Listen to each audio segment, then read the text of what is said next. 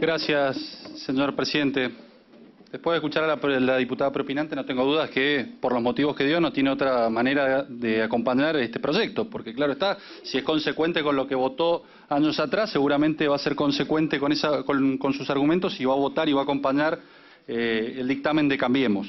De lo contrario, sería una gran contradicción, que, claro está, nos tienen acostumbrados. Pero no es un hecho aislado en el país, ni es una novedad que estemos impulsando a 5 o 6 días de las PASO, como algunos quieren hacer creer aquí, que de manera caprichosa o amañada queremos imponer una agenda electoral.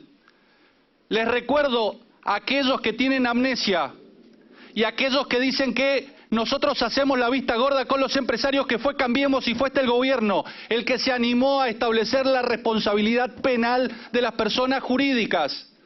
Porque previo a este gobierno, las personas jurídicas que cometen el 80% de los delitos económicos acá en la Argentina y en el mundo quedaban impunes en la Argentina por una decisión de su gobierno, por una decisión del kirchnerismo que, teniendo mayorías durante 12 años, no quiso avanzar sobre los que saqueaban el Estado del otro lado del mostrador.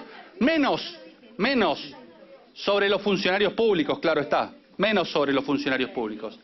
Y fue este gobierno, señor presidente, el que se animó a sacar la figura del arrepentido, a impulsar una figura que había dado muy buenos resultados en Brasil. Y hoy tenemos la principal causa de corrupción de la historia de la República Argentina gracias al arrepentido.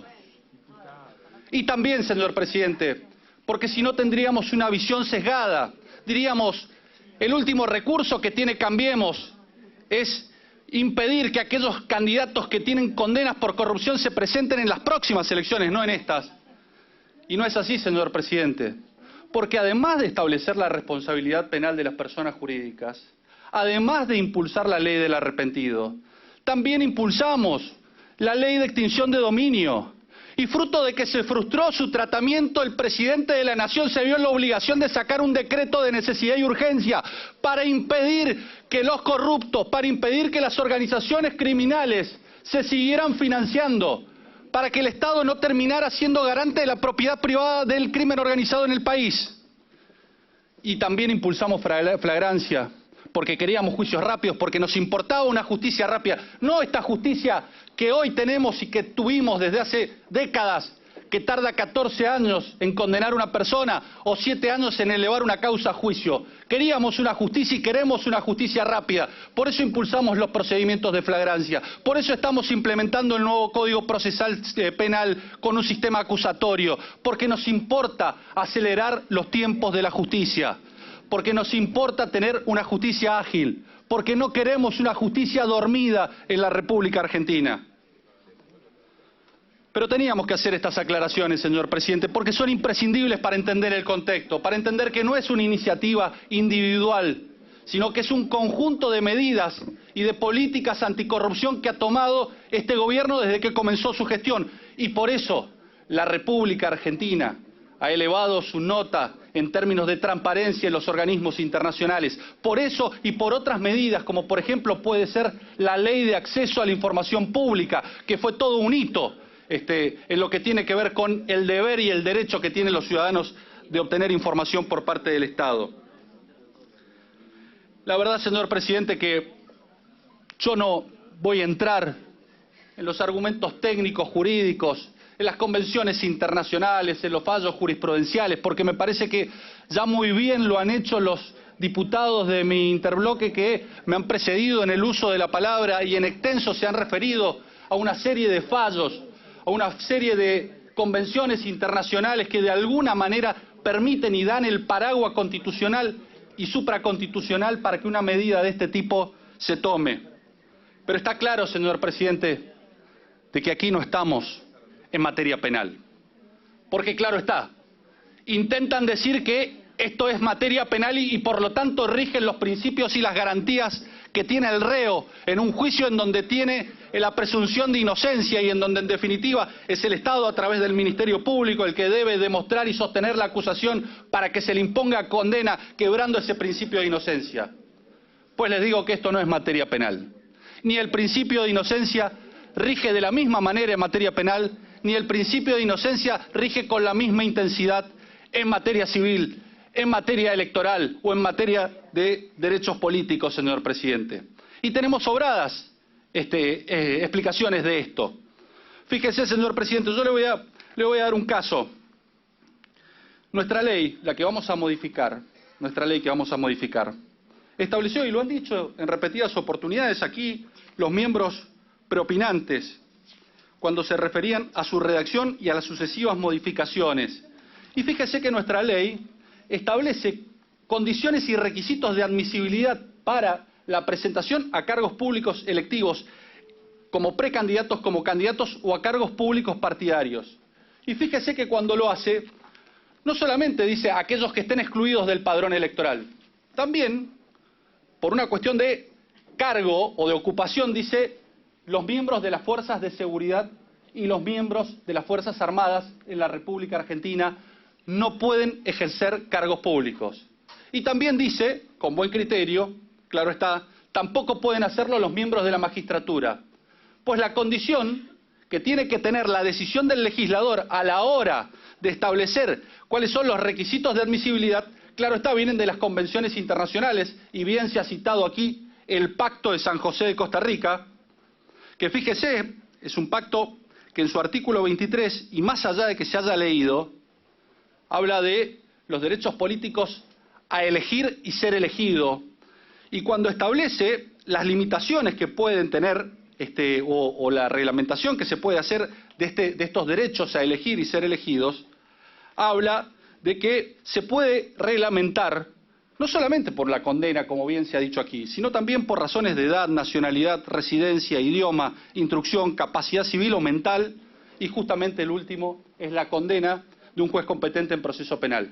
Y muy bien se dijo que cuando San José de Costa Rica reclama sentencia o condena firme, como en el artículo 10, lo dice de manera expresa, con lo cual el requisito de la condena firme no es un argumento para esbozar, al menos en esta oportunidad, porque de lo contrario, sería inentendible que en el año 2009, como bien se ha reseñado acá, ante delitos gravísimos, como son los delitos de lesa humanidad, el legislador, con mucho criterio, haya establecido que bastaba el simple procesamiento.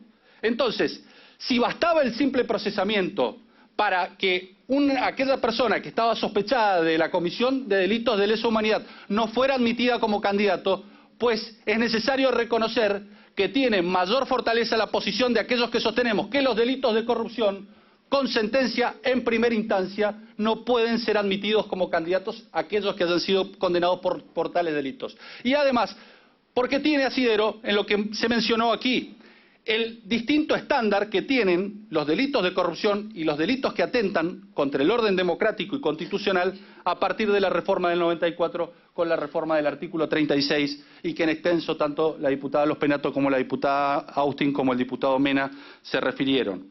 Con lo cual, señor presidente, está claro que contra la corrupción o la atacamos o la defendemos. Lo que no podemos es permanecer indiferentes. Si nosotros hemos elegido desde Cambiemos atacarla. Y la verdad, señor presidente,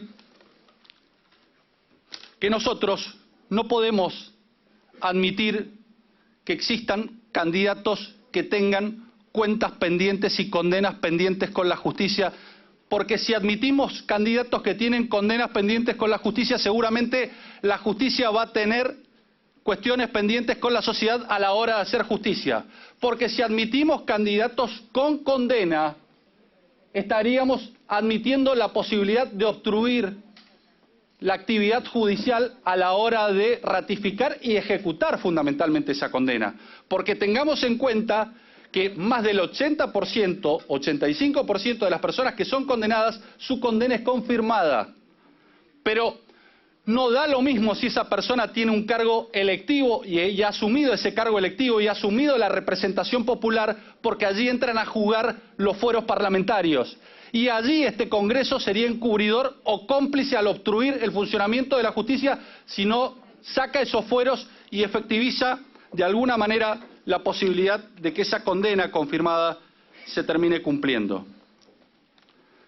No me voy a extender demasiado, señor presidente, porque creo que los legisladores de mi bloque lo han hecho con total solvencia. Solamente quiero responder a una de las críticas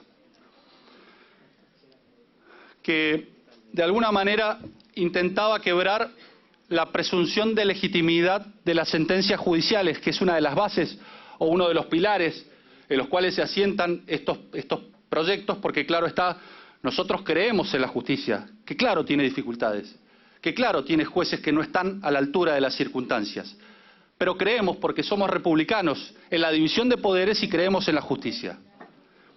Y se dice que tenemos, y lo dijo un diputado preopinante del Frente para la Victoria, que tenemos una justicia sucia, señor presidente.